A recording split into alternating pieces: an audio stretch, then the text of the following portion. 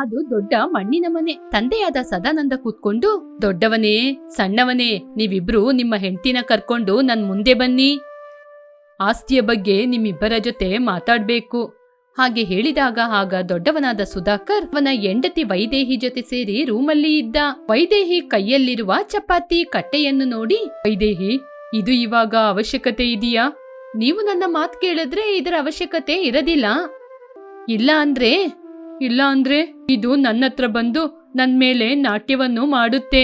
ನನ್ ಬಗ್ಗೆ ಚೆನ್ನಾಗಿ ಅರ್ಥ ಮಾಡ್ಕೊಂಡಿದ್ದೀರಾ ರೀ? ನಾನು ಹೇಳಿದ ಆಸ್ತಿ ಬಗ್ಗೆ ಮಾತ್ರ ನೆನ್ಪಿರೋದಿಲ್ಲ, ಹೌದು ತಾನೇ?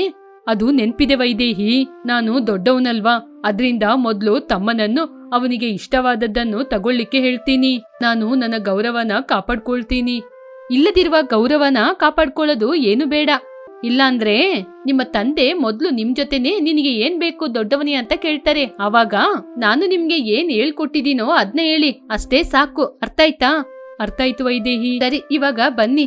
ಹಾಗೆ ಅಂತ ಹೇಳಿ ವೈದೇಹಿ ಸುಧಾಕರನ್ನು ಕರೆದುಕೊಂಡು ತನ್ನ ಮಾವನ ಬಳಿ ಬಂದ್ಲು.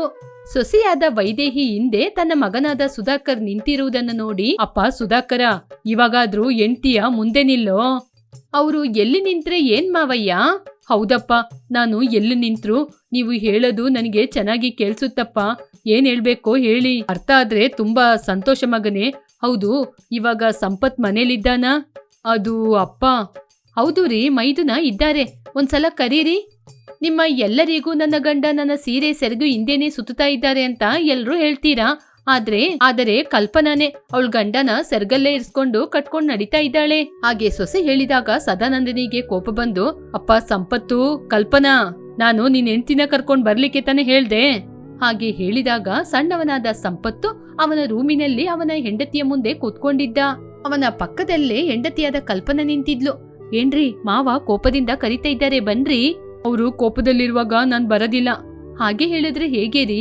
ಅಕ್ಕ ಬಾವ ಕೂಡ ಅಲ್ಲೇ ಇದ್ದಾರೆ. ಮಾವ ಕರೆದಾಗ ಹೋಗ್ಬೇಕಲ್ವಾ? ಆಸ್ತಿನ ಯಾಕೆ ಕಲ್ಪನಾ ಹಂಚ್ಬೇಕು? ಅಣ್ಣ ತಮ್ಮಂದಿರು ನಾವು ಒಗ್ಗಟ್ಟಿನಿಂದ ಇರ್ತೀವಲ್ವಾ? ಅಪ್ಪ ಮಾಡೋದು ನನ್ಗೆ ಇಷ್ಟ ಇಲ್ಲ. ಅದೆಲ್ಲ ನಾವು ಮಾತಾಡಿದ್ರೆ ಸರಿಯಾಗುತ್ತಾರಿ. ಮಾವ ಯಾಕೆ ಈ ಆಸ್ತಿನ ಹಂಚ್ಬೇಕು ಅನ್ಕೊಂಡಿದ್ದಾರೋ ಅವರಿಗೆ ತಾನೇ ಗೊತ್ತು. ಕಲ್ಪನಾ, ನಾನು ಇವಾಗ್ಲೇ ಹೇಳ್ತಾ ಇದ್ದೀನಿ, ತಂದೆ ನಿನಗೆ ಏನ್ ಬೇಕು ಅಂತ ಕೇಳಿದ್ರೆ ನೀವು ಏನ್ ಇಷ್ಟಪಟ್ಟು ಕೊಟ್ರು ನಾನು ತಗೊಳ್ತೀನಪ್ಪ ಅಂತ ಹೇಳ್ತೀನಿ, ಸರಿನಾ? ನೀವು ಏನ್ ಹೇಳ್ತೀರೋ ಹೇಳ್ರಿ, ನನ್ನ ಹತ್ರ ಯಾಕೆ ಕೇಳ್ತೀರಾ? ಹೀಗೆ ಗಂಡ ಹೆಂಡತಿ ಇಬ್ಬರು ಸದಾನಂದನ ಮುಂದೆ ಬಂದ್ರು. ದೊಡ್ಡವನು ಕೋಪದಿಂದ, ಎಷ್ಟೊತ್ತು ತಮ್ಮ? ತಂದೆ ಎಷ್ಟೊತ್ತಿಂದ ಕರಿತಾ ಇದ್ದಾರೆ ಅಂತ ಗೊತ್ತಾ? ಬಂದೆ ಅಲ್ಲ ಅಣ್ಣ. ಹಾಗೆ ಹೇಳಿದಾಗ ಸದಾನಂದ ಅವರ ಮುಂದೆ ನಿಂತಿರುವ ಮಗ ಮತ್ತು ಸೊಸೆಯನ್ನು ನೋಡಿ, ದೊಡ್ಡವನಾದ ಸುಧಾಕರ್ ಹೆಂಡತಿಯ ಹಿಂದೆ ನಿಂತಿದ್ದ. ಸಣ್ಣವನಾದ ಸಂಪತ್ ಹೆಂಡತಿಯ ಮುಂದೆ ನಿಂತಿದ್ದ. ಈ ಆಸ್ತಿನ ನಿಮ್ಮಿಬ್ಬರಿಗೂ ಹಂಚಿ ನಾನು ಕಾಸಿಗೋಗೋಣ ಅನ್ಕೊಂಡಿದ್ದೀನಿ. ಹೇಳಿ. ಅಪ್ಪ, ನೀವು ಒಳ್ಳೆ ತೀರ್ಮಾನನೇ ತಗೊಂಡಿದ್ದೀರಾ. ಸರಿಯಪ್ಪ, ಈ ಆಸ್ತಿಯನ್ನು ಹಂಚ್ಬಿಟ್ಟು ನೀವು ಕಾಶಿಗೆ ಹೋಗಿ. ಹಾಗೆ ಹೇಳಿದಾಗ ಸದಾನಂದ ಸಂತೋಷದಿಂದ, ನನಗೂ ಗೊತ್ತಪ್ಪ, ಈ ಆಸ್ತಿನ ನಾನು ಯಾವಾಗ ಹಂಚ್ತೀನಿ ಅಂತ ನೀವು ಕಾಯ್ತಾ ಇದ್ದೀರಾ. ಇವಾಗ ಸಮಯ ಬಂದಿದೆ, ಹಂಚ್ತೀನಿ. ಅಪ್ಪ, ನೀವು ಕಾಸಿಗೋಗಿ ಯಾವಾಗ ಬರ್ತೀರಾ? ಇನ್ನೂ ಬರದಿಲ್ಲಪ್ಪ, ನನ್ನ ಕೊನೆಯ ಕಾಲವನ್ನು ಅಲ್ಲೇ ನಡೆಸ್ತೀನಿ. ಹಾಗೆ ಹೇಳಿದಾಗ ವೈದೇಹಿಗೆ ತುಂಬಾ ಸಂತೋಷವಾಯಿತು. ವೈದೇಹಿ ಅವಳ ಮನಸ್ಸಲ್ಲಿ, ಇನ್ನು ಈ ಮುದುಕನಿಗೆ ಸೇವೆ ಮಾಡುವ ಅವಶ್ಯಕತೆ ಇಲ್ಲ. ದೊಡ್ಡ ತಲೆನೋವು ಹೋಯಿತು. ಹೀಗೆ ಮನ್ಸಲ್ಲಿ ಅಂದ್ಕೊಂಡು ಹೊರಗಡೆ ಮಾತ್ರ ಹಾಗೆ ಹೇಳಿದಾಗ ಆವಾಗ ಸುಧಾಕರ್, ಅಪ್ಪ, ಒಳ್ಳೆ ತೀರ್ಮಾನನೇ ತಗೊಂಡಿದ್ದೀರಾ. ನನಗ್ ಗೊತ್ತಪ್ಪ, ನೀವು ಹೀಗೇನೆ ಹೇಳ್ತೀರಾ ಅಂತ ನನಗೆ ಮೊದ್ಲೇ ಗೊತ್ತಿತ್ತು. ಅದಕ್ಕೇನೆ ನಾನು ಈ ತೀರ್ಮಾನ ತಗೊಂಡಿದ್ದು. ಆವಾಗ ಸಣ್ಣ ಸೊಸೆ, ಯಾಕೆ ಮಾವ ಈ ರೀತಿ ತೀರ್ಮಾನ ತಗೊಂಡ್ರಿ? ನಮಗೆ ಮೊದ್ಲೇ ಮಕ್ಳಿಲ್ಲ. ನಾವು ನಮ್ಮ ಮಕ್ಕಳ ಹಾಗೆ ನಿಮ್ನ ನೋಡ್ಕೋಬೇಕು ಅನ್ಕೊಂಡಿದ್ರೆ ನೀವು ಕಾಶಿಗೆ ಹೋಗ್ತಾ ಇದ್ದೀರಾ. ಇದು ಸರಿಯಾದ ತೀರ್ಮಾನ ಅಲ್ಲ ಮಾವ. ಚಿಂತೆ ಮಾಡ್ಬೇಡಿ, ಇದೆಲ್ಲ ದೇವರ ದಯೆಯಪ್ಪ. ಹಾಗೆ ಹೇಳಿ ಆಸ್ತಿಯನ್ನು ಇಬ್ಬರಿಗೆ ಸರಿಸಮಾನವಾಗಿ ಹಂಚಿ ಅವರಿಬ್ಬರನ್ನು ಹೊರಗಡೆ ಮರದತ್ರ ಕರ್ಕೊಂಬಂದು ಸಂಪತ್ ಕಲ್ಪನಾ ಆ ಮರವನ್ನು ನೋಡಿ ಕೈ ಮುಗಿದ್ರು. ಸುಧಾಕರ್ ವೈದೇಹಿ ಸುಮ್ನೆ ನಿಂತು ನೋಡ್ತಾ ಇದ್ರು. ಆಸ್ತಿಯನ್ನು ಹೇಗೆ ಹಂಚಿಕೊಂಡ್ರೋ ಅದೇ ರೀತಿ ಮರವನ್ನು ಕೂಡ ತುಂಬಾ ಚೆನ್ನಾಗಿ ನೋಡ್ಕೋಬೇಕು. ಪ್ರತಿದಿನ ನೀರು ಉಯ್ಬೇಕು. ಈ ಮರವನ್ನು ನಿಮ್ಮ ಅಮ್ಮ ನೆಟ್ಟಿದ್ದು. ಈ ಮರದಲ್ಲೇ ನಿಮ್ಮ ಅಮ್ಮನ ಪ್ರಾಣವಿದೆ. ಈ ಮರವನ್ನು ನೀವು ಎಷ್ಟು ಚೆನ್ನಾಗಿ ನೋಡ್ಕೋತೀರೋ ಅಷ್ಟು ಚೆನ್ನಾಗಿ ಇದು ನಿಮ್ನ ಕಾಪಾಡುತ್ತೆ. ಈ ವಿಷಯವನ್ನು ಮರಿಬೇಡಿ, ಚೆನ್ನಾಗಿ ಯೋಚನೆ ಇಟ್ಕೊಳ್ಳಿ. ಹಾಗೆ ಹೇಳಿದಾಗ ವೈದೇಹಿ ಹಾಗೆ ಹೇಳಿದಾಗ ಅದನ್ನು ಅರ್ಥ ಮಾಡಿಕೊಂಡ ಸುಧಾಕರ್, ಆಸ್ತಿಯನ್ನು ಹಂಚಿದ್ರಿ, ಈ ಮರವನ್ನು ಹಂಚಿದ್ರಿ, ಇನ್ನು ನೀವು ಕಾಶಿಗೆ ಹೊರಡಿಯಪ್ಪ. ಆ ಮಾತು ಕೇಳಿ ಸದಾನಂದನಿಗೆ ನಗ್ಬೇಕಾ ಅಳ್ಬೇಕಾ ಅಂತ ಅರ್ಥವಾಗಲಿಲ್ಲ. ಸದಾನಂದ ಬ್ಯಾಗ್ ಅನ್ನು ತೆಗೆದುಕೊಂಡು ಹೊರಟ್ರು. ಅವರು ಹೋಗುವಾಗ ಆ ಮರ ಚಿನ್ನ ಬೆಳ್ಳಿಯ ಮರ ಅಂತ ಹೇಳಿ ಹೋಗ್ಬೇಕಾಗಿತ್ತು, ಆದ್ರೆ ಹೇಳಲಿಲ್ಲ. ಒಂದು ದಿನ ಅಣ್ಣ ತಮ್ಮ ಇಬ್ಬರು ಮಾತನಾಡಿಕೊಂಡು ಮರದ ಆ ಕಡೆ ಈ ಕಡೆ ಮನೆಯನ್ನು ಕಟ್ಟಿಕೊಂಡು ಜೀವನ ಮಾಡ್ತಿದ್ರು. ಸುಧಾಕರ್ ವೈದೇಹಿ ಒಂದು ದಿನ ಕೂಡ ಆ ಮರಕ್ಕೆ ನೀರೇ ಹಾಕಲಿಲ್ಲ. ಅದಕ್ಕೆ ಬದಲು ಅವರು ಚೆನ್ನಾಗಿ ಅಡಿಗೆ ಮಾಡಿ ಹೊಟ್ಟೆ ತುಂಬಾ ವಿಧ ವಿಧವಾದ ಅಡಿಗೆ ಮಾಡ್ಕೊಂಡು ತಿಂದು ಚೆನ್ನಾಗಿ ನಿದ್ರೆ ಮಾಡ್ತಿದ್ರು. ಸಂಪತ್ ಕಲ್ಪನಾ ಮಾತ್ರ ಹಾಗೆ ಮಾಡದೆ ಪ್ರತಿದಿನ ನೀರಾಕ್ತಿದ್ರು. ಇಲ್ಲಿ ನೋಡಮ್ಮ ತಾಯಿ, ನಾವು ನಮ್ಮ ಭಾಗಕ್ಕೆ ನೀರನ್ನು ಹಾಕ್ತಾ ಇದ್ದೀವಿ. ಇಲ್ಲಿ ನೋಡು ಮರ, ನಿನಗೆ ಮಾತ್ರವಲ್ಲದೆ ನಿನ್ನ ಸಹ ಭಾಗಕ್ಕೂ ಕೂಡ ನೀರನ್ನು ಕೊಡು. ನಮ್ಮ ಅಕ್ಕ ಬಾವ ಹಣದ ಮನುಷ್ಯರಾದರು, ನಾವಿದ್ದೀವಿ, ನಾವು ಇರುವ ತನಕ ನಿಮಗೆ ನೀರಾಕ್ತೀವಿ, ನಾವಿದ್ದೀವಿ ನಿನಗೆ. ಹಾಗೆ ಹೇಳಿ ಪ್ರತಿದಿನ ಅವರು ಕೂಲಿ ಕೆಲಸ, ಹೊಲದ ಕೆಲಸವನ್ನೆಲ್ಲ ಮಾಡ್ತಾ ಇದ್ರು. ಹೀಗಿರುವಾಗ ಒಂದು ದಿನ ಆ ಮರ ಚಿನ್ನ ಬೆಳ್ಳಿಯ ಮರವಾಗಿ ಬದಲಾಯಿತು. ಆಗ ಚಿನ್ನ ಮತ್ತು ಬೆಳ್ಳಿಯ ಎಲೆಗಳು ಗಾಳಿಗೆ ಬಂದವು. ಬೆಳ್ಳಿಯ ಎಲೆ ತುಂಬಾ ದುಃಖದಿಂದ ಇತ್ತು, ಚಿನ್ನದ ಎಲೆ ತುಂಬಾ ಸಂತೋಷದಲ್ಲಿ ಇತ್ತು. ಏನು ಬೆಳ್ಳಿ, ಯಾಕೆ ನೀನು ಅಳ್ತಾ ಇದ್ದೀಯಾ? ನನಗೆ ಬರೀ ಕಣ್ಣೀರು ತಾನೆ ಉಳ್ದಿರೋದು. ಸುಧಾಕರ್ ವೈದೇಹಿಯ ವರ್ತನೆ ನಿನಗೆ ಅರ್ಥ ಆಗ್ತಾ ಇಲ್ವಾ? ಅರ್ಥ ಆಯ್ತು ಕಣೆ, ಹಣದ ಅಹಂಕಾರದಿಂದ ನನ್ನವರು ತಿರುಗಿಯೇ ನೋಡೋದಿಲ್ಲ. ಅವರೇ ಇಲ್ಲದಿದ್ರೆ ಏನು, ಸಂಪತ್ ಕಲ್ಪನಾ ನಮ್ಮಿಬ್ಬರನ್ನ ನೋಡ್ಕೊಳ್ಳಿಕ್ಕೆ ಇದ್ದಾರೆ ಅಲ್ವಾ? ನೀನೇನು ಚಿಂತೆ ಮಾಡ್ಬೇಡ, ನನಗೆ ಕೊಡುವಂತಹ ನೀರನ್ನು ನಿನಗೂ ಕೊಡ್ಬೇಕು ಅಂತ ಹೇಳ್ತಿದಾರಲ್ವಾ? ನಾನು ಕೂಡ ನಿನಗೆ ನೀರನ್ನು ಕೊಡ್ತಾ ಇದ್ದೀನಿ ತಾನೆ. ಅವರು ಇರೋದ್ರಿಂದನೇ ನಾನು ನಿನ್ ಜೊತೆ ಮಾತಾಡ್ತಿದ್ದೀನಿ. ಈ ಸುಧಾಕರ್ ವೈದೇಹಿ ದಂಪತಿಗೆ ಸರಿಯಾದ ಬುದ್ಧಿಯನ್ನು ಕಲಿಸ್ಲೇಬೇಕು. ಚಿಂತೆ ಮಾಡ್ಬೇಡ ಬೆಳ್ಳಿ, ನಮಗೆ ಆ ರೀತಿ ಸಮಯ ಯಾವಾಗ ಬರುತ್ತೆ?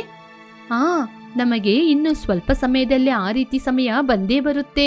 ಹೀಗೆ ಎರಡು ಎಲೆಗಳು ಮಾತನಾಡಿ ಆ ನಂತರ ಮರದಲ್ಲಿ ಮಿಲಿನವಾದವು. ಹೀಗೆ ಸಮಯ ಕಳೀತಾ ಇತ್ತು. ವೈದೇಹಿ ಮತ್ತು ಸುಧಾಕರ್ ಒಂದು ಹೊಸ ನೀರಿನ ಟ್ಯಾಂಕ್ ಅನ್ನು ತೆಗೆದುಕೊಂಡ್ರು. ನೀರಿನ ಟ್ಯಾಂಕ್ ಅನ್ನು ಇಟ್ಕೊಂಡಿದ್ರು, ಮರಕ್ಕೆ ಮಾತ್ರ ನೀರನ್ನು ಉಯ್ತಾ ಇರಲಿಲ್ಲ. ಮರಕ್ಕೆ ಪ್ರತಿದಿನ ನೀರಾಕ್ಬೇಕು ಅಂತ ಅವರು ತಂದೆ ಹೇಳಿದ ಮಾತನ್ನು ಅವರು ಯಾವಾಗ್ಲೂ ಮರೆತಿದ್ರು. ಸಂಪತ್ ಕಲ್ಪನಾ ಮಾತ್ರ 2 ಕಿಲೋಮೀಟರ್ ದೂರದಿಂದ 2 ಬಿಂದಿಗೆ ನೀರನ್ನು ತೆಗೆದುಕೊಂಡು ಬಂದು ಉಯ್ತಾ ಇದ್ರು. ಹೀಗೆ ಆ ಮರ ಅವರು ನೀರು ಉಯ್ಯುವ ಕಾರಣದಿಂದ ಅದರ ದಾಹವನ್ನು ತೀರಿಸ್ಕೊಳ್ತಾ ಇತ್ತು. ಹೀಗೆ ದಿನಗಳು ಕಳೀತಾ ಇತ್ತು. ಸುಧಾಕರ್ ಮತ್ತು ವೈದೇಹಿ ಕೂತು ತಿನ್ನುವ ಕಾರಣ ತುಂಬಾನೇ ದಪ್ಪ ಆದ್ರು. ಹೀಗೆ ಕೂತು ತಿಂದು ತಿಂದು ಆಸ್ತಿಯನ್ನೆಲ್ಲ ಕಳ್ಕೊಂಡ್ರು. ಮನೆ ಕೂಡ ಮಾರುವ ಪರಿಸ್ಥಿತಿ ಬಂತು. ವೈದೇಹಿಗೆ ಮನೆಯ ಎದುರಲ್ಲಿ ಇರುವ ಮರ ಯೋಚನೆಗೆ ಬಂತು. ತನ್ನ ಗಂಡನಿಗೆ ಏನ್ ಮಾಡ್ಬೇಕು ಅಂತ ಹೇಳಿದ್ಲು. ನಾನಾಗೆ ಮಾಡಿದ್ರೆ ತಮ್ಮ ಆಮೇಲೆ ಹಣ ಕೊಡದಿದ್ರೆ ಖಂಡಿತವಾಗಿ ಕೊಡ್ತಾರೆ ರೀ, ನಾನ್ ಹೇಳಿದ ಹಾಗೆ ನೀವ್ ಮಾಡಿ. ಹೀಗೆ ಗಂಡ ಹೆಂಡತಿ ಇಬ್ಬರು ಮನೆಯೊಳಗಿಂದ ಹೊರಗೆ ಬಂದ್ರು.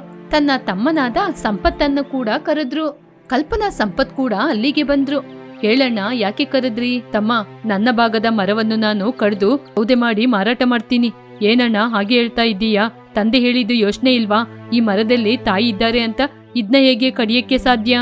ಇನ್ನೇನ್ ಮಾಡೋದು ತಮ್ಮ, ನನಗೆ ಇವಾಗ ಹಣ ಬೇಕು. ಇದ್ನ ಮಾರಿದ್ರೆ ಹಣ ಸಿಗುತ್ತೆ ಅಲ್ವಾ? ಅದಕ್ಕೇನೆ ಇದ್ನ ಕಡಿಯೋಣ ಅಂತ ಆಲೋಚನೆ ಮಾಡ್ತಿದ್ದೀನಿ.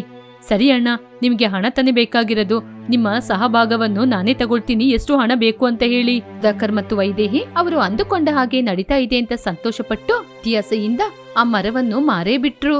ತಂದೆ ಹೇಳಿದ ಮಾತನ್ನು ಉಳಿಸ್ಕೋಬೇಕು ಅಂತ ಸಂಪತ್ ಮತ್ತು ಕಲ್ಪನಾ ಮರಕ್ಕೋಸ್ಕರ ಅವರ ಮನೆಯನ್ನು ಸುಧಾಕರಿಗೆ ಕೊಟ್ಟ. ನೀನು ನಿಜವಾಗ್ಲೂ ಹುಚ್ಚನೆ. ಯಾಕೆ ಅಣ್ಣ? ಮತ್ತೆ ಇನ್ನೇನು, ಈ ಮರಕ್ಕೋಸ್ಕರ ಚೆನ್ನಾಗಿರುವ ನಿನ್ನ ಮನೆಯನ್ನೇ ಮಾರೇ ಬಿಟ್ಟೆ ಅಲ್ವಾ? ಅದು ಮಾತ್ರ ಅಲ್ಲ ಅಣ್ಣ, ತಂದೆ ಕಾಶಿಗೆ ಹೋಗುವಾಗ ಈ ಮರದಲ್ಲಿ ತಾಯಿಯ ಪ್ರೀತಿ ಇದೆ ಅಂತ ಹೇಳಿ ಹೋದ್ರು. ತಾಯಿಯ ಪ್ರೀತಿ ಮುಂದೆ ನನಗೆ ಹಣ ದೊಡ್ಡದಲ್ಲಣ್ಣ, ಹಾಗೆ ಅಂತ ಹೇಳಿದ. ಹಾಗೆ ಹೇಳಿದ ತಕ್ಷಣ ಆ ಮರ ಚಿನ್ನ ಮತ್ತು ಬೆಳ್ಳಿಯ ಮರವಾಗಿ ಬದಲಾಯಿತು. ಆಗ ಸುಧಾಕರ್ ವೈದೇಹಿ, ಸಂಪತ್ ಮತ್ತು ಕಲ್ಪನಾ 4 ಜನ ಆಶ್ಚರ್ಯದಿಂದ ಆ ಮರವನ್ನು ನೋಡ್ತಾ ಇದ್ರು. ಆಗ ಮರದಲ್ಲಿ ಒಂದು ಮುಖ ಬಂದು, ಸುಧಾಕರ್, ಇವಾಗ ಹೇಳು, ಯಾರು ಹುಚ್ಚರು, ಯಾರು ಮೂರ್ಖರು? ಹಾಗೆ ಅಂತ ಕೇಳಿದಾಗ ಸುಧಾಕರ್ ಮೌನವಾಗಿ ನಿಂತ. ಸುಧಾಕರ್ ಮತ್ತು ಕಲ್ಪನಾ ಕೈ ಮುಗಿದು ಬೇಡ್ಕೊಳ್ತಾ ಇದ್ರು. ಮರ ತಾಯಿಗೆ ಸಮಾನ, ತಾಯಿಗೆ ಕೊಡ್ಲಿಕ್ಕೆ ಮಾತ್ರನೇ ಗೊತ್ತು. ವೈದೇಹಿ ಮತ್ತು ಸುಧಾಕರ್ ಕಣ್ಣೀರಾಕುತ್ತಾ ಚಿಂತೆ ಮಾಡ್ತಾ ಅಳ್ತಾ ಇದ್ರು. ಸ್ವಲ್ಪ ಚಿನ್ನ ಮತ್ತು ಬೆಳ್ಳಿಯ ಎಲೆಗಳನ್ನು ತೆಗೆದುಕೊಂಡು ಹೋಗಿ ಊಟ ಮಾಡಿ ಅದರಿಂದ ಬಂದ ಹಣದಲ್ಲಿ ಸಂತೋಷವಾಗಿ ಜೀವನವನ್ನು ನಡೆಸ್ತಾ ಇದ್ರು. ಇದುವೇ ಈ ದಿನದ ಕತೆ. ಮತ್ತೊಂದು ಒಳ್ಳೆ ಕಥೆಯೊಂದಿಗೆ ಪುನಃ ನೋಡೋಣ. ಅದು ಕೇಶವಪುರ ಎನ್ನುವ ಸಣ್ಣ ಗ್ರಾಮ. ಆ ಗ್ರಾಮದಲ್ಲಿ ಸುಧಾಕರ್ ಮತ್ತು ವೈದೇಹಿ ಎನ್ನುವ ಬಡ ವ್ಯವಸಾಯಿ ಕುಟುಂಬ ಇದ್ರು. ಅವರಿಬ್ಬರು ಸಂತೋಷವಾಗಿ ಅನ್ಯೋನ್ಯವಾಗಿ ಜೀವನ ಮಾಡ್ತಾ ಇದ್ರು. ಈ ಸಂತೋಷಕ್ಕೆ ಗುರುತಾಗಿ ಅವರಿಗೆ ರಾಧಾ ಎನ್ನುವ ಒಬ್ಬಳು ಪುಟ್ಟ ಮಗಳಿದ್ದಳು. ರಾಧಾ ಸರ್ಕಾರಿ ಶಾಲೆಯಲ್ಲಿ ಓದ್ತಾ ಇದ್ಲು. ಗಂಡ ಹೆಂಡತಿ ಇಬ್ಬರು ಹಗಲಿಡೀ ಹೊಲದಲ್ಲಿ ಕೆಲಸ ಮಾಡಿ ರಾತ್ರಿ ಆಗುವಾಗ ತನ್ನ ಮಗಳ ಜೊತೆ ಮಂಚದ ಮೇಲೆ ಕೂತು ಮಾತಾಡ್ತಾ ಇದ್ರು. ಎಂದಿನಂತೆ ಅವರು ಮಂಚದ ಮೇಲೆ ಕೂತ್ಕೊಂಡು ಮಾತಾಡ್ತಾ ಇರುವಾಗ ಅವರ ಮಗಳು ರಾಧಾ ಹೀಗೆ ಕೇಳಿದ್ಲು. ಪಂಚಾಯಿತಿ ಅಧಿಕಾರಿ ಅಂದ್ರೆ ಯಾರು? ಅವರು ಏನ್ ಕೆಲ್ಸ ಮಾಡ್ತಾರೆ? ಏನಮ್ಮ, ಯಾವತ್ತೂ ಇಲ್ದೆ ಇವತ್ತು ಪಂಚಾಯಿತಿ ಅಧಿಕಾರಿ ಬಗ್ಗೆ ಕೇಳ್ತಾ ಇದ್ದೀಯಾ? ನಮ್ ಶಾಲೆಯಲ್ಲಿ ಟೀಚರ್ ಪಂಚಾಯಿತಿ ಅಧಿಕಾರಿ ಬಗ್ಗೆ ತಿಳ್ಕೊಂಬರಕ್ ಕೇಳಿದ್ರು, ನಾಳೆ ಕೇಳ್ತಾರೆ. ಕಣಮ್ಮ, ನನಗೆ ಗೊತ್ತಿರುವ ಪಂಚಾಯತ್ ಅಧಿಕಾರಿ ಬಗ್ಗೆ ಹೇಳ್ತೀನಿ. ನೀನು ಸರಿಯಾಗಿ ಕೇಳ್ಕೊಂಡು ನಾಳೆ ಟೀಚರ್ ಕೇಳುವ ಪ್ರಶ್ನೆಗೆ ಪಟಪಟ ಅಂತ ಉತ್ತರ ಕೊಡ್ಬೇಕು.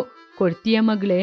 ಇಲ್ಲಿ ನೋಡಮ್ಮ, ಪಂಚಾಯತ್ ಅಧಿಕಾರಿ ಎನ್ನುವ ಕೆಲಸ ತುಂಬಾ ಜವಾಬ್ದಾರಿಯಾದ ಕೆಲಸ. ನಮ್ಮ ಜೀವನ ಕೆಲವೊಂದು ಭಾಗಗಳು ಪಂಚಾಯತ್ ಅಧಿಕಾರಿ ಕೈಯಲ್ಲೇ ಇರುತ್ತೆ. ನಿನಗೆ ಸರಿಯಾಗಿ ಅರ್ಥ ಆಗುವ ರೀತಿ ಹೇಳ್ತೀನಿ, ಕೇಳ್ಕೊಮ್ಮ. ಈ ಮನೆಗೆ ತಂದೆ ಹೇಗೇನೋ ಹಾಗೇನೆ ಈ ಊರಿಗೆ ಪಂಚಾಯತ್ ಅಧಿಕಾರಿ ಕೂಡ. ಮನೆಯನ್ನು ಚೆನ್ನಾಗಿ ನೋಡ್ಕೊಳ್ಳೋದಿದ್ರೆ ಹಾಗೆ ಅಂತ ಹೇಳ್ತಾ ಇದ್ದಂಗೆ ರಾಧಾ ಮಧ್ಯದಲ್ಲಿ ಅವಳೇ ಮಾತನ್ನಾರಂಭಿಸಿ, ಮನೆಯನ್ನು ಚೆನ್ನಾಗಿ ನೋಡ್ಕೊಳ್ಳೋದಿದ್ರೆ ಆ ಕುಟುಂಬ ತುಂಬಾನೇ ಕಷ್ಟಪಡುತ್ತೆ. ನಮ್ಮ ರಾಮು ತುಂಬಾ ಕಷ್ಟಪಡ್ತಿದ್ದಾನೆ. ಅವ್ರ ಅಪ್ಪ ನಂಗೆ ಅಲ್ವಪ್ಪ? ರಾಮು ಪಾಪ ಯಾವಾಗ್ಲೂ ಅರ್ಧೋಗಿರೋ ಬಟ್ಟೆನೇ ಹಾಕೊಂಡ್ಬರ್ತಾನೆ. ಅವನಿಗೆ ತಿನ್ಲಿಕ್ಕೆ ಏನೂ ಇರೋದಿಲ್ಲ. ಅವ್ರ ಅಪ್ಪ ಅವ್ರನ್ನ ಚೆನ್ನಾಗಿ ನೋಡ್ಕೊಳಲ್ಲ. ರಾಮು ಬಗ್ಗೆ ನಮಗೆ ಗೊತ್ತಿದೆ ಅಮ್ಮ. ರಾಮು ರೀತಿನೇ ತುಂಬಾ ಜನರು ಇರ್ತಾರೆ. ಪಂಚಾಯತ್ ಅಧಿಕಾರಿ ಒಳ್ಳೆಯವರಾಗಿದ್ರೆ ರಾಮು ರೀತಿ ಯಾವ ಮಕ್ಕಳು ಕೂಡ ಕಷ್ಟಪಡ್ಬೇಕಾಗಿಲ್ಲ. ಪಂಚಾಯತ್ ಅಧಿಕಾರಿ ಸರಿ ಇಲ್ಲ ಅಂದ್ರೆ ಊರೊಳಗಿರುವ ಕುಟುಂಬ ಕೂಡ ಚೆನ್ನಾಗಿರೋದಿಲ್ಲ, ಹಾಗೆ ತಾನೇ? ಪಂಚಾಯತ್ ಅಧಿಕಾರಿ ಒಳ್ಳೆಯವರಾಗಿದ್ರೇನೆ ಊರು ಕೂಡ ಚೆನ್ನಾಗಿರಕ್ಕಾಗೋದು. ಅವಾಗನೇ ಕಣಮ್ಮ ನಾವು ಕೂಡ ಚೆನ್ನಾಗಿರೋದು. ಈ ಊರು ನಾವೆಲ್ಲ ಚೆನ್ನಾಗಿರ್ಬೇಕು ಅಂದ್ರೆ ಪಂಚಾಯತ್ ಅಧಿಕಾರಿ ಕೂಡ ಒಳ್ಳೆಯವರಾಗಿರ್ಬೇಕು. ಈ ಗ್ರಾಮದಲ್ಲಿರುವ ಜನರು ಏನ್ ಮಾಡ್ತಿದ್ದಾರೆ, ಕಷ್ಟಪಟ್ಟು ಕೆಲಸ ಮಾಡ್ತಿದ್ದಾರೆ, ಅವರಿಗೆ ನೀರಿದೆಯಾ, ಕರೆಂಟ್ ಇದೆಯಾ ಅಂತಹ ತೊಂದರೆಗಳನ್ನು ಕೇಳಿ ತಿಳ್ಕೊಂಡು ಅವರಿಗೆ ಪರಿಹಾರವನ್ನು ಮಾಡಿಕೊಡೋದು ಪಂಚಾಯತ್ ಅಧಿಕಾರಿಯ ಕೆಲಸ. ಹೀಗೆ ತಂದೆ ಹೇಳುವ ಮಾತನ್ನು ರಾಧಾ ಸರಿಯಾಗಿ ಕಿವಿಕೊಟ್ಟು ಕೇಳ್ತಿದ್ಲು. ಅದು ಮಾತ್ರ ಅಲ್ಲಮ್ಮ, ಈ ಊರಿನ ಆಸ್ತಿ ಪಾಸ್ತಿಯನ್ನು ಪಂಚಾಯತಿ ಅಧಿಕಾರಿಯೇ ನೋಡ್ಕೋಬೇಕು. ಈ ಊರಲ್ಲಿರುವ ಅಂಗಡಿಯ ಜವಾಬ್ದಾರಿ, ವ್ಯವಸಾಯಿಗಳ ಜವಾಬ್ದಾರಿ, ಕಾರ್ಪೊರೇಷನ್ ಅವರ ಜವಾಬ್ದಾರಿ, ಮಹಿಳಾ ಮತ್ತು ಮಕ್ಕಳ ಕಲ್ಯಾಣ ಇಲಾಖೆ, ವ್ಯವಸಾಯ ಸಂಘಗಳು, ಶಾಲೆಗಳು, ಶಿಕ್ಷಣ, ಯಾರು ಸಾಯ್ತಾರೆ, ಎಷ್ಟು ಜನ ಸತ್ತಿದ್ದಾರೆ, ಎಷ್ಟು ಜನ ಬದುಕಿದ್ದಾರೆ ಎನ್ನುವ ಎಲ್ಲ ಮಾಹಿತಿಯನ್ನು ಪಂಚಾಯತಿ ಅಧಿಕಾರಿ ನೋಡ್ಕೋತಾರೆ. ನಮಗೆ ಗೊತ್ತಿರುವ ಹಾಗೆ ಹೇಳಿದ್ದೀವಿ. ಇನ್ನು ನೀನು ಸರಿಯಾಗಿ ಟೀಚರ್ ಜೊತೆ ಹೇಳ್ಬೇಕು. ಇನ್ನು ಸರಿಯಾಗಿ ಅರ್ಥ ಮಾಡ್ಕೊಂಡು ಹೇಳ್ತೀಯಮ್ಮ? ಸರಿಯಪ್ಪ, ಇನ್ನು ಮಲಗಿ ನಿದ್ರೆ ಮಾಡೋಣ. ಹಾಗೆ ಹೇಳಿದ ತಕ್ಷಣ ವೈದೇಹಿ ಚಾಪೆ ಹಾಕಿದ್ಲು.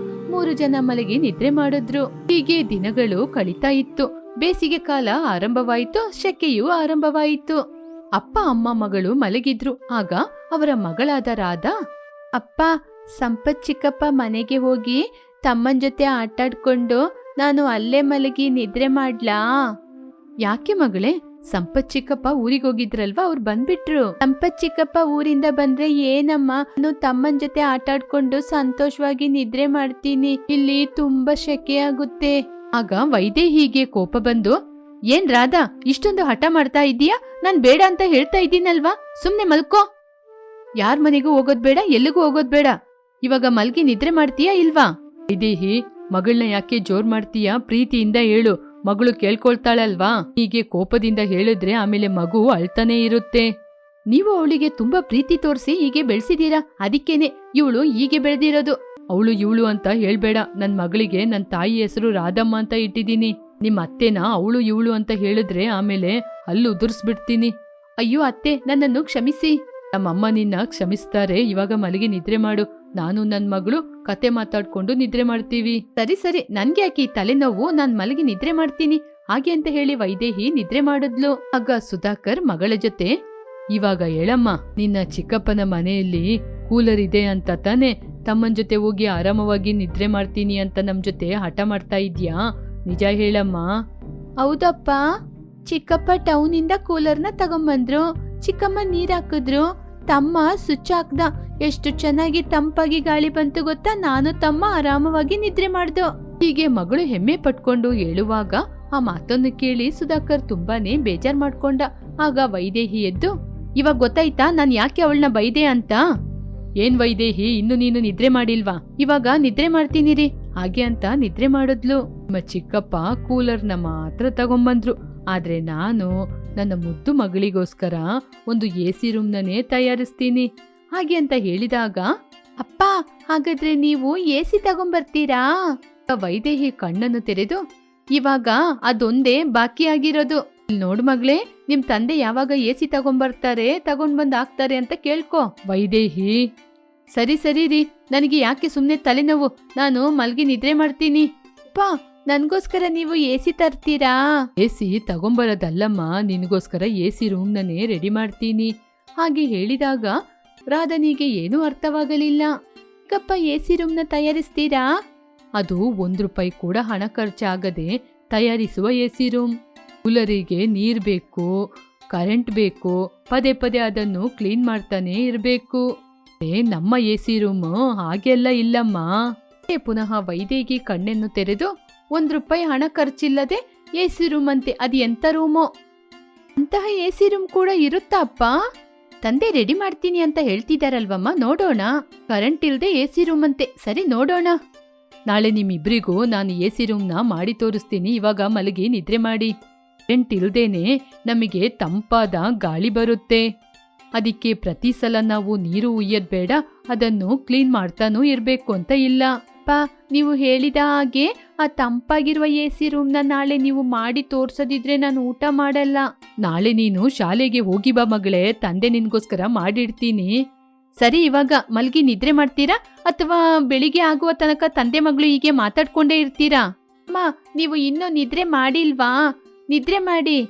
ಅಪ್ಪ ಮಗಳು ಹೀಗೆ ಮಾತಾಡ್ಕೊಂಡೇ ಇದ್ರೆ ನಾನು ಹೇಗೇನೆ ಇಲ್ಲೇ ಮಲ್ಕೊಂಡು ನಿದ್ರೆ ಮಾಡೋದು? ಸುಮ್ನೆ ಮಲ್ಕೊಳ್ಳಿ. ನಾವಿಬ್ರು ಸಂತೋಷವಾಗಿ ಮಾತಾಡೋದು ನಿಮ್ಮ ಅಮ್ಮನ್ಗೆ ಇಷ್ಟ ಇಲ್ಲ, ಹೊಟ್ಟೆ ಕಿಚ್ಚು, ಅದಕ್ಕೇನೆ. ಹೌದೌದು, ದೊಡ್ಡ ಹೊಟ್ಟೆ ಕಿಚ್ಚು. ಇವಾಗ ನೀವು ಮಾತಾಡಿದ್ದು ಸಾಕು, ಮಲಗಿ ನಿದ್ರೆ ಮಾಡಿ. ಹಾಗೆ ಹೇಳಿದ ತಕ್ಷಣ 3 ಜನ ಮಲಗಿ ನಿದ್ರೆ ಮಾಡಿದ್ರು. ಹೀಗೆ ಬೆಳಗಾದ ತಕ್ಷಣ ರಾಧಾ ವೈದೇಹಿ ಸ್ಕೂಲಿಗೆ ರೆಡಿಯಾಗಿ ನಿಂತ್ಕೊಂಡಿದ್ರು. ರೀ, ಮಗಳು ರೆಡಿ ಆದ್ಲು. ನಾನ್ ಬರ್ತಾ ಇದ್ದೀನಿ. ಅವಾಗ ಸುಧಾಕರ್ ಬಂದು, ಬಾಮ್ಮ ಸ್ಕೂಲಿಗೆ ಹೊರಡೋಣ, ನಿನ್ನ ಬೇಗ ಸ್ಕೂಲಲ್ಲಿ ಬಿಟ್ಟು ನಾನು ಕೂಡ ಹೊಲಕ್ಕೆ ಹೋಗ್ತೀನಿ, ಟೈಮ್ ಆಯ್ತು. ಪಾ, ಇವತ್ತು ಮಧ್ಯಾಹ್ನ ಗಂಟನೆ ನಂಗೆ ಶಾಲೆ, ನೆನ್ಪಿದ್ಯಾ? ನಾನು ಯಾವುದು ಮರ್ತಿಲ್ಲಮ್ಮ, ಬನ್ನಿ ಹೋಗೋಣ. ನನ್ ಮಗಳು ಸ್ಕೂಲಿಗೆ ಹೋಗಿ ಬರುವಾಗ ಇಲ್ಲೊಂದು ಎಸಿ ರೂಮ್ ರೆಡಿಯಾಗಿರುತ್ತೆ, ಸರಿಯಾ? ಹಾಗೆ ಅಂತ ಹೇಳಿ ಮಗಳನ್ನು ಕರೆದುಕೊಂಡು ಮಗಳನ್ನು ಶಾಲೆಯಲ್ಲಿ ಬಿಟ್ಟು ಆ ನಂತರ ಸುಧಾಕರ್ ಹೊಲಕ್ಕೆ ಹೋದ. 2 ಗಂಟೆಯ ನಂತರ ಹೊಲದಲ್ಲಿ ಕಷ್ಟಪಟ್ಟು ಒಂದು ಬಿದಿರಿನಲ್ಲಿ ಗುಡಿಸಲನ್ನು ತಯಾರಿಸಿದ. ಅದು ನೋಡ್ಲಿಕ್ಕೆ ತುಂಬಾ ಚೆನ್ನಾಗಿತ್ತು. ಇಂತಹ ಎಸಿ ರೂಮು ಎಲ್ಲೂ ಕೂಡ ಸಿಗದಿಲ್ಲ. ನನ್ನ ಮಗಳು ನನ್ನನ್ನು ನೋಡಿ ಸಂತೋಷ ಪಡ್ತಾಳೆ ಹೇಳಿ ಮಗಳನ್ನು ಕರ್ಕೊಂಬರ್ಲಿಕ್ಕೆ ಹೋದ. ಮಗಳು ಶಾಲೆಯ ಬಾಗಿಲಲ್ಲಿ ಕಾಯ್ಕೊಂಡಿದ್ಲು. ಯಾವಾಗ್ಲೂ ತಂದೆಯನ್ನು ನೋಡಿದ ತಕ್ಷಣ ಊಟ ಮಾಡಿದ್ರಪ್ಪ ಅಂತ ಕೇಳುವ ಮಗಳು ಆ ದಿನ ತಂದೆಯ ಬಳಿ, ಅಪ್ಪ ಎಸಿ ರೂಮ್ ರೆಡಿ ಆಯ್ತಾ ಅಪ್ಪ? ಹಾಗೆ ಅಂತ ಕೇಳಿದ್ಲು. ನನ್ನ ಮಗಳು ಹೇಳಿದ್ಮೇಲೆ ನಾನು ರೆಡಿ ಮಾಡದೇ ಇರ್ತೀನಾ? ಹಾಗೆ ಅಂತ ಹೇಳಿದ ತಕ್ಷಣ ರಾಧಾ ಎಸಿ ರೂಮ್ ಬಗ್ಗೆ ಕೇಳೋಣ ಅಂತ, ಹಾಗಾದ್ರೆ ಮೊದ್ಲು ಎಸಿ ರೂಮ್ನ ಹೋಗಿ ನೋಡೋಣ, ಮನೆಗೆ ಹೋಗಿ ಅಮ್ಮನನ್ನು ಕರ್ಕೊಂಡೋಗೋಣಮ್ಮ. ಹಾಗೆ ಹೇಳ್ತಾ ಇದ್ದಂಗೆ ವೈದೇಹಿ ಕೂಡ ಮಧ್ಯಾಹ್ನದ ಊಟವನ್ನು ತೆಗೆದುಕೊಂಡು ಬಂದ್ಲು. ಹೀಗೆ 3 ಜನ ಸೇರಿ ಹೊಲಕ್ಕೆ ಬಂದು ಸೇರಿದ್ರು. ಹೊಲದಲ್ಲಿ ತಂಪಾಗಿರುವ ಗಾಳಿ, ಸುತ್ತಮುತ್ತಲೂ ಹಚ್ಚ ಹಸಿರಿನಿಂದ ಕೂಡಿರುವ ಹೊಲ, ಸುತ್ತಲೂ ನೀರು, ಇದರ ಮಧ್ಯೆ ಆ ಗುಡಿಸಲು ಮನೆ. ಹೇಗಮ್ಮ ಇದೆ ನಮ್ಮ ಎಸಿ ರೂಮು? ನಾನ್ ನಿಜ ಹೇಳ, ನಮ್ಮ ಎಸಿ ರೂಮ್ ತುಂಬಾ ಚೆನ್ನಾಗಿದೆ. ಇದ್ರ ಮುಂದೆ ಯಾವ ರೀತಿಯ ಎಸಿ ರೂಮ್ ಕೂಡ ನಿಲ್ಲಕ್ಕಾಗಲ್ಲ. ನಂಗೆ ತುಂಬಾ ಖುಷಿ ಆಯ್ತು. ಮಗಳ ಮುಖದಲ್ಲಿರುವ ಈ ಸಂತೋಷವನ್ನು ನೋಡಿ ತಾನು ಪಟ್ಟ ಕಷ್ಟ ಎಲ್ಲ ಮರೆತೇ ಹೋದ ಸುಧಾಕರ್. ಹೀಗೆ 3 ಅಲ್ಲೇ ಕೂತು ಊಟವನ್ನು ಮಾಡಿದ್ರು. ಹೀಗೆ ಈ ಬಿಸಿಲು ಕಾಲದಲ್ಲಿ ಈ ಕುಟುಂಬಕ್ಕೆ ಸುಂದರವಾದ ಎಸಿ ರೂಮು ಕೂಡ ಸಿಕ್ತು.